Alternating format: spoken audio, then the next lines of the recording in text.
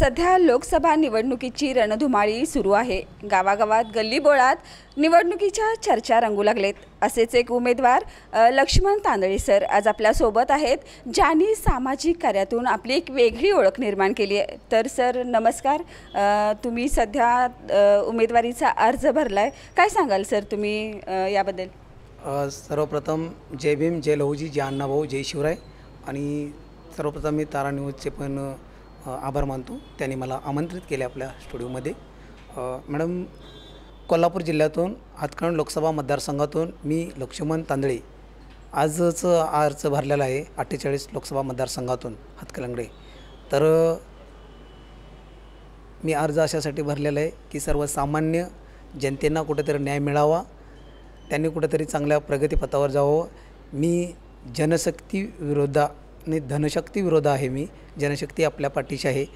मी जनशक्तीच्या मार्फतच मी उमेदवारी अर्ज भरलेला आहे। अच्छा, तर सर विजन लोकसभा निवडणुकीचं सांगावं म्हटलं तर काय सांगाल सर? विजन काय आहे तुमचं? आणि विजन असं आहे की ज्या शैक्षणिकदृष्ट्या, आता हे शैक्षणिकदृष्ट्या म्हणजे पूर्ण शिक्षण हे आता सर्वसामान्य कुटुंबातील लोकांना घेता येणार नाही, कारण का त्याचं खाजगीकरण केलेलं आहे। मग जे शासकीय होत्यात ज्या प्राथमिक शाळा, महाराष्ट्र राज्यातील 62,000 शाळांचे खाजगीकरण केलेलं आहे। ते खाजगीकरण केल्यामुळं त्या खाजगीकरणाच्या विरोधात मी एक त्या संदर्भात पण मी उमेदवारी अर्ज हा भरलेला आहे। आणि त्याला वाचा फोडण्यासाठी मी ज्यावेळी संसद भवनमध्ये जाईल त्या कुठंतरी किंवा महाराष्ट्रातील लोकांना न्याय मिळेल ह्यासाठी मी संसद भवनमध्ये जाण्यासाठी मी हा उमेदवारी अपक्ष म्हणून फॉर्म भरलेला आहे। तर सर आतापर्यंत तुम्ही बरीच सामाजिक उल्लेखनीय अशी कार्य केलेले आहात, तर याबद्दल काय सांगाल सर तुम्ही?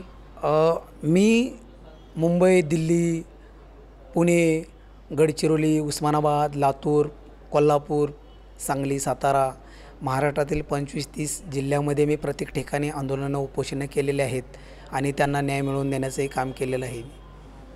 आणि ज्या लोकांवर अन्याय अत्याचार होतो तिथंपर्यंत आजपर्यंत मी भेटलेलो आहे आणि न्याय मिळवून देण्याचं काम मी केलेलं आहे।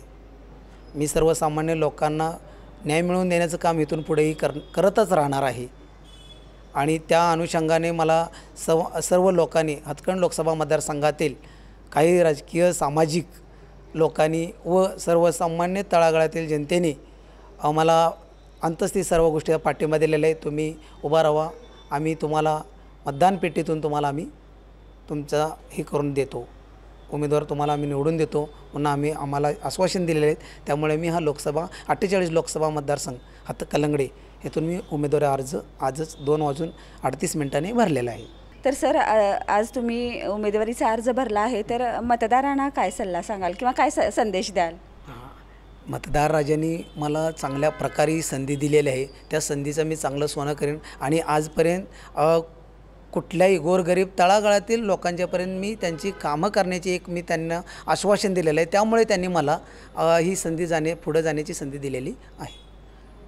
तर आज आपण लक्ष्मण तांदळे यांचं लोकसभा निवडणुकीचं व्हिजन ऐकलं। तर सर खूप छान, आणि आज तारा न्यूजला भेट दिल्याबद्दल खूप सारे धन्यवाद।